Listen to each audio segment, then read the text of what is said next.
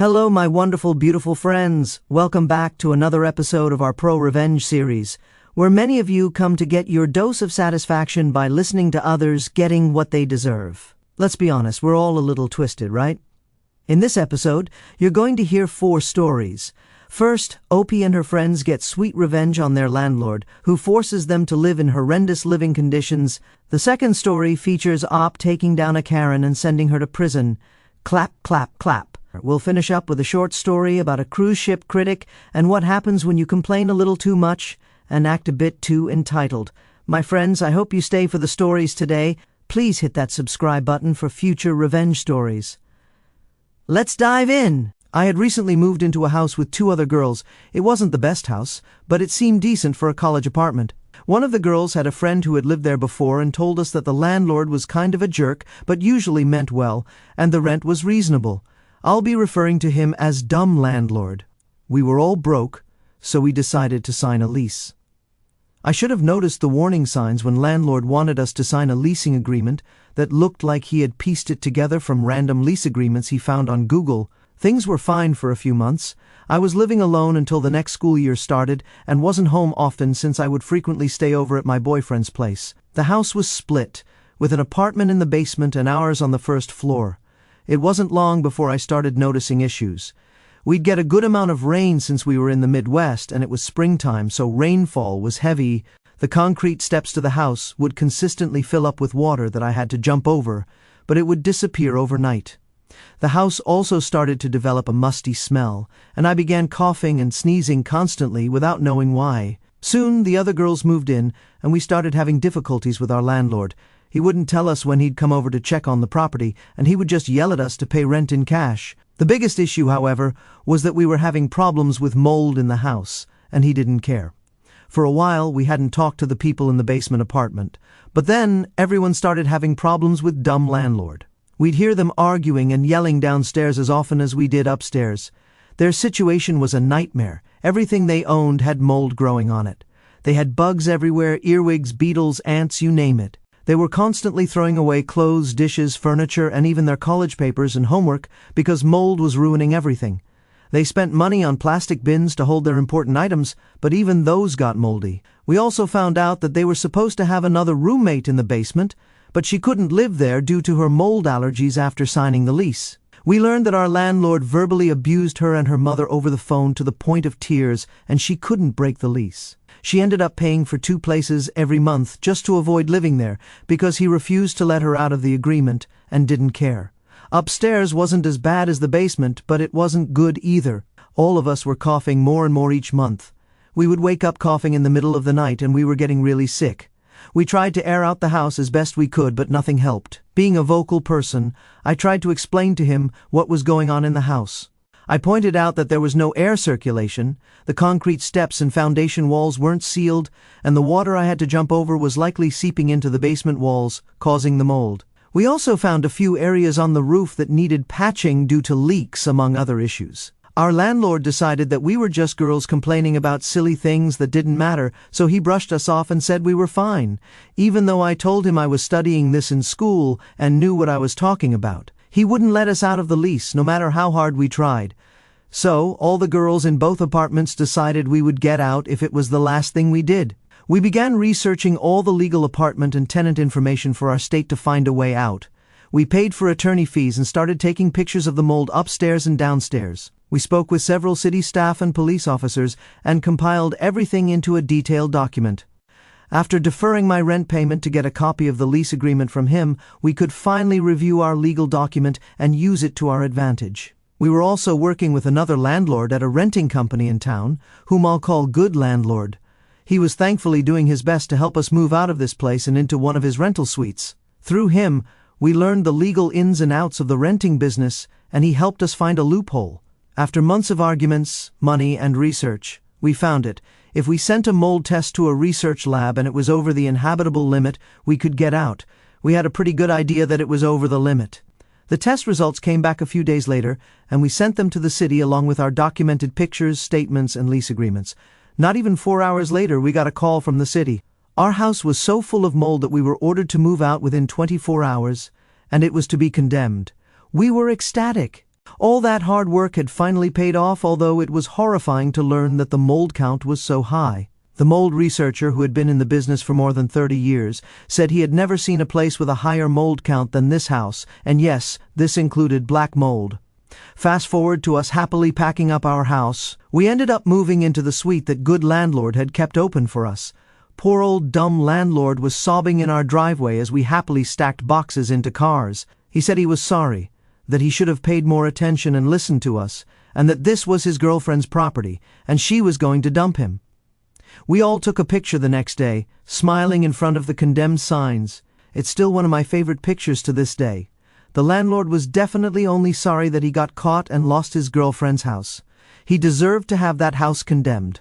It's so unfortunate that there are many terrible landlords out there who only care about money and don't give a hoot about how their tenants are doing, as long as the cash keeps rolling in. Guys, let me know in the comments below if you've ever experienced any crazy rental situations like this. Next story. Okay, so this happened years ago, in 1985 to be exact. I was 45 when this happened, and I'm 81 now. After my second retirement, I started doing property management. I bought this 2,500 square foot luxury home with the sole intention of renting it out. I didn't know how bad the HOA was, but when I became the owner, I soon found out. This all took place over 2 years. Karen, the president of the HOA, would literally have a problem with everyone in the neighborhood and loved to fine people. Trash cans left out? Fine. Loud music after 10 p.m.? Fine. Yard sale without permission? Fine. Removing dead plants and replanting without approval? You guessed it, fine. It went on and on like this. Karen's husband was in the medical field, so he made a lot of money. It got to the point where she was called Queen Karen in the neighborhood for dishing out HOA fines. I used to go in person to collect rent because the people renting my house were good friends of mine. I did this for months, so I would park my car by the front of the garage, and my friends and I would hang out with some music on, but it wasn't that loud. Queen Karen came over driving her golf cart and said, "Excuse me, you have to turn that music down, it's too loud." I told her it was 8 p.m., and that music, even if it was loud, could be played until 10, or she wasn't having it and demanded that I turn it down immediately. My friends and I kept the music going and we were enjoying ourselves, so she got angry and gave me a ticket for around $100. Most people would take the abuse and pay the fine, but not me. I went to the HOA board, contested the fine, and won. From that point on, Queen Karen made it her personal mission to destroy me. She would complain and fuss about every little thing. I fought what I could, but I did end up paying for some of it. She also went after my tenants, which made things worse for me. I had to sit down with my friends one night to discuss the problem. When I parked my car, Queen Karen came over in her robe and said I had to park somewhere else. We saw her go back into her house and embrace a man who wasn't her husband. Being nosy, we concluded that she was cheating on her husband, and spoiler alert, she was. My friends and I told Queen Karen's husband. I'm sure he did some investigating because 3 months later they divorced, and he was moving his stuff out. Gossip said that Queen Karen got nothing because she was the one who cheated, and she didn't have a job, so she wasn't entitled to the money. From that point on, Queen Karen had a massive decline in her quality of life. She sold her car and got a cheaper one and adopted different dressing habits. But even after the divorce, she never got a job and was still living somewhat better than everyone else. Fast forward to February 1986. Queen Karen and the HOA had been giving out fines for very obscure things and increased monthly dues. Having trash cans out a couple of hours early or after the trashmen left would result in a fine. She often targeted people with older or dirty cars, and the list went on and on. My neighbors and I were sick of the nonsense that she and the HOA were pulling. At the next meeting, we voiced our concerns.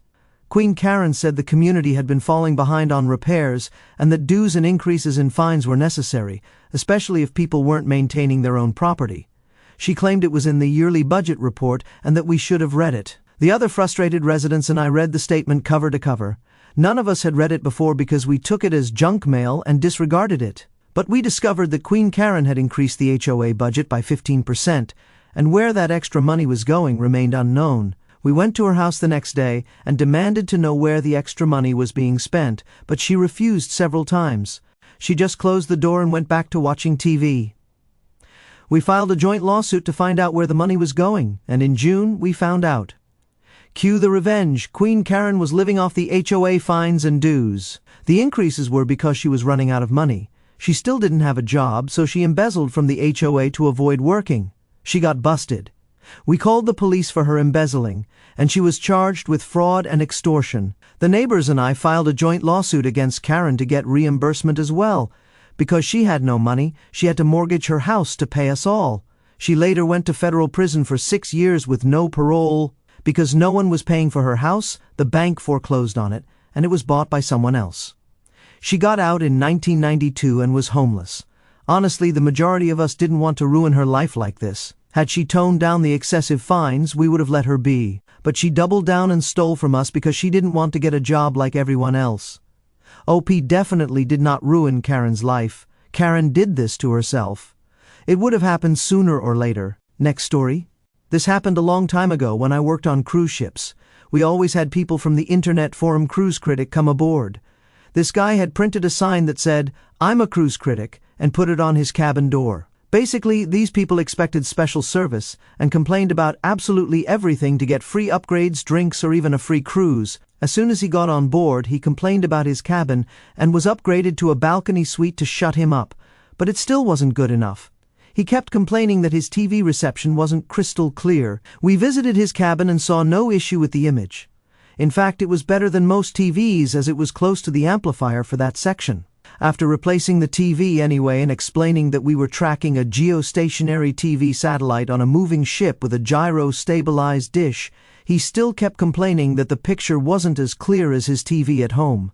After 48 hours of him complaining and demanding a complimentary cruise, we planned our revenge. When we knew he was at his allocated dining time, my AV team showed up in the cabin with a team of engineers, fitters, and electricians. We stripped all the wall and roof panels and pulled out all the AV wiring, dumping a ton of dust everywhere before downing tools and calling it a day. After the guest and his wife returned from dinner, he called the front desk, furious that his cabin had been turned into an uninhabitable construction site. It was explained to him that we were listening to his demands and were rewiring his cabin to ensure crystal clear TV reception just as he asked. He was advised that it would take a few days, which was the rest of the cruise, as it was a complex job. He went quiet before asking to be moved to another cabin. He was moved to a cabin much smaller than his original one and above the bow thrusters. He was not heard from again for the rest of the cruise. I may be wrong, but aren't critics supposed to stay relatively low-key so they can get a true customer service experience? Next story. My grandmother was a member of a large conservative Bible-believing church for her entire adult life. This church, which I'll call Big White Church, was part of a large evangelical denomination. Big White Church was located in a prosperous suburb of a large city in the Bible Belt of the deep south of the United States. Grandma was very active in Big White Church. She worked in the nursery every Sunday morning, helped cook hundreds of church fellowship breakfasts and dinners, accompanied her children and grandchildren on dozens of church retreats and choir tours, taught youth Bible study on Sunday nights, and was deeply involved in supporting home missions and other youth programs. She always tithed and often gave extra for missions and special offerings. Grandma's greatest talent was making other people feel important. I've seen this firsthand many times. Although I belonged to a different church, I often visited with Grandma, and when I did, I usually attended Big White Church functions with her. I've seen her single-handedly cook breakfast for dozens of youth, a task that took over 2 hours in the church's large kitchen. After the meal, she asked the group to give a round of applause for the high school student leader for doing such a great job organizing the breakfast.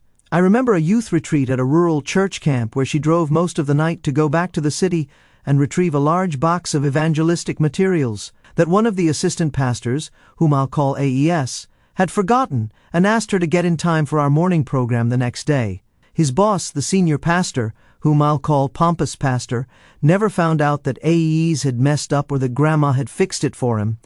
AES never even thanked Grandma, even though I was a child. This bothered me so much that I asked her about it. She said she didn't mind at all. She told me her reward would be that those materials would help people find Jesus. Grandma's service to her church ended abruptly at the age of 73 when she broke her back in a car accident.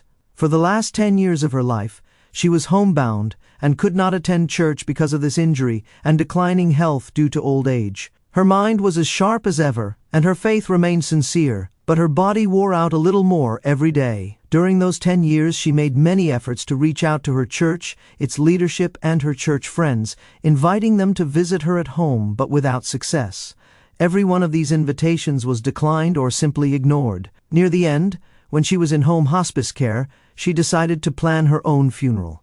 She and my grandpa called her church and asked for the senior pastor, pompous pastor, whom she'd known for 30 years, to visit her so they could plan her memorial service. Pompous pastor was too busy, but AE stopped by a few days later. According to my grandpa, here's what happened at the meeting with my grandma, literally on her deathbed. Grandma, grandpa, and AEs discussed her funeral for a couple of minutes. Then AE started pressuring her to lay up your treasure in heaven by remembering her church in her will. Grandpa told him firmly that this was neither the time nor the place to discuss her will. They went back to discussing her funeral for a few minutes, but AEs steered the conversation back to Grandma's will with liberal injections of how badly her church needed her support. Grandpa told him several times that it was inappropriate to talk to Grandma about her will or the church's financial needs because she was terminally ill and in a tremendous amount of physical pain. AEs would agree and briefly talk about the funeral, but then he would return to discussing the church's financial needs, heavenly rewards, and quoting, "Where your treasure is, your heart will be also." My grandma started crying. To put this into context, Grandma was more than just a steel magnolia. She was titanium coated with diamond and wrapped in Kevlar. She rarely ever cried and never cried about herself. Not one tear when the doctor told her that her back was broken so badly that she would never walk again. Not even during the following 6 months in futile rehab. She would shed sincere but well-managed tears at funerals or while visiting family members in the hospital when they received bad news. She would also cry to console others, weep with those who weep. But nobody, not Grandpa, not her daughter, nor any of my uncles or Grandma's siblings, ever remembered her crying for herself. Yet my grandmother was sobbing uncontrollably. Contrary to everyone's expectations, Grandma lived another 6 months, mostly because of her sheer force of will. Eventually, though, Grandma passed away, and we held a memorial service at the funeral home, not at Big White Church. Pompous pastor and AEs were conspicuously absent. In fact, there were no professional Christians from Big White Church at the service at all, not even in the audience.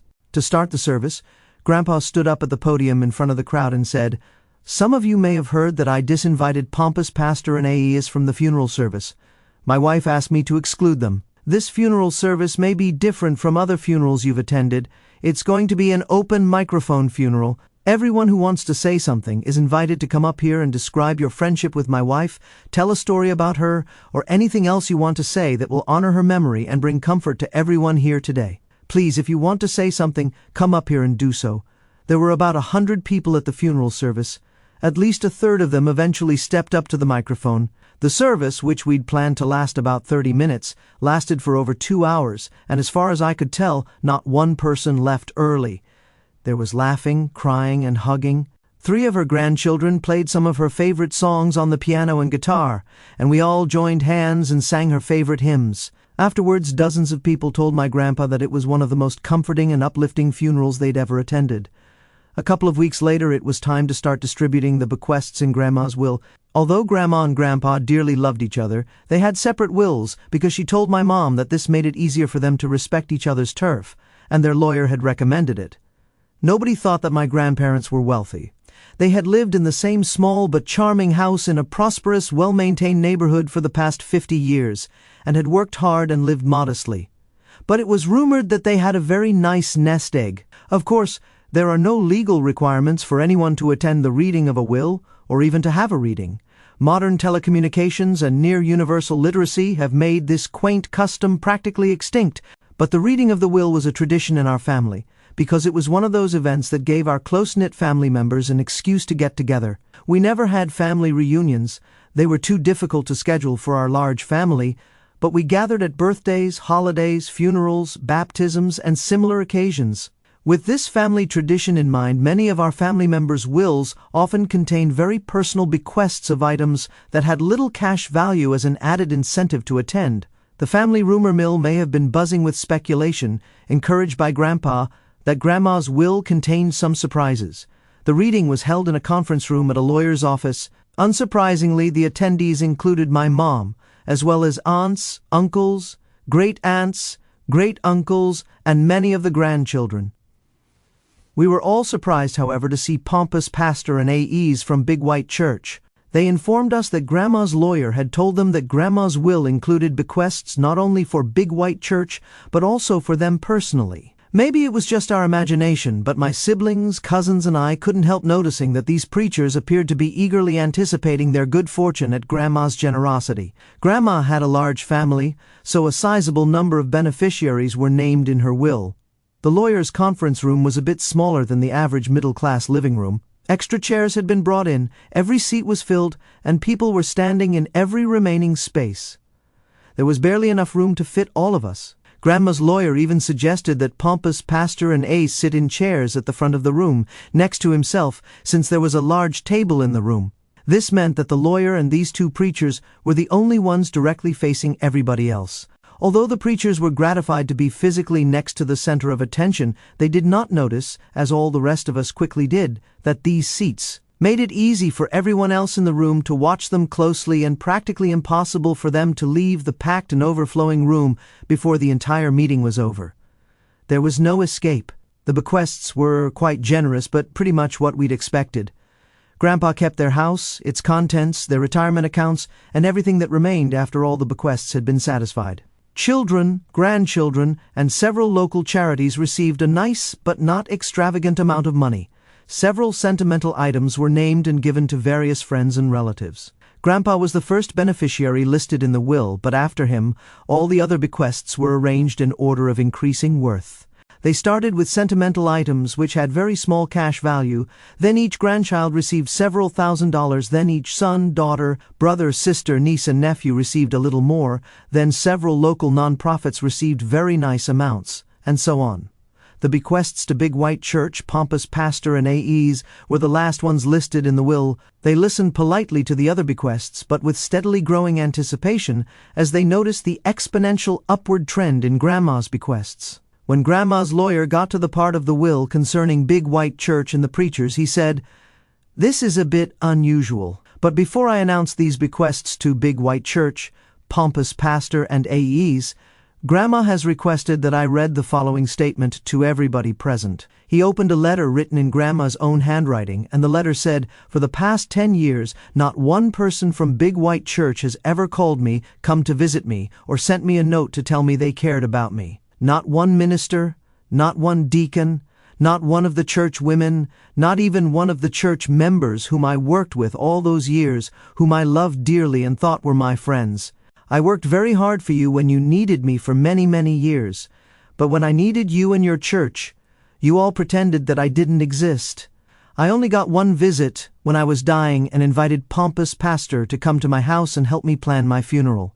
This was my last attempt, after many attempts that I had made over the past 10 years, to reach out to my church and pastor, whom I still loved dearly, even though they made it clear that they did not love me. If only I could have had my funeral at my church. Maybe some of my church friends, whom I've not seen in a decade, would have come to the service to see me one last time. I know they love to hear pompous pastor preach, so if he preached at my funeral, maybe they would have come to hear him, even if they would not have come to see me. But pompous pastor could not find the time to visit me or even call to tell me whether or not he was willing to preach at my funeral. IEs came by my house, but he did not want to talk about my funeral. He just wanted me to remember his church in my will. That's all. Just remember his church in my will. It was then I realized that I had allowed my church to break my heart for one last time.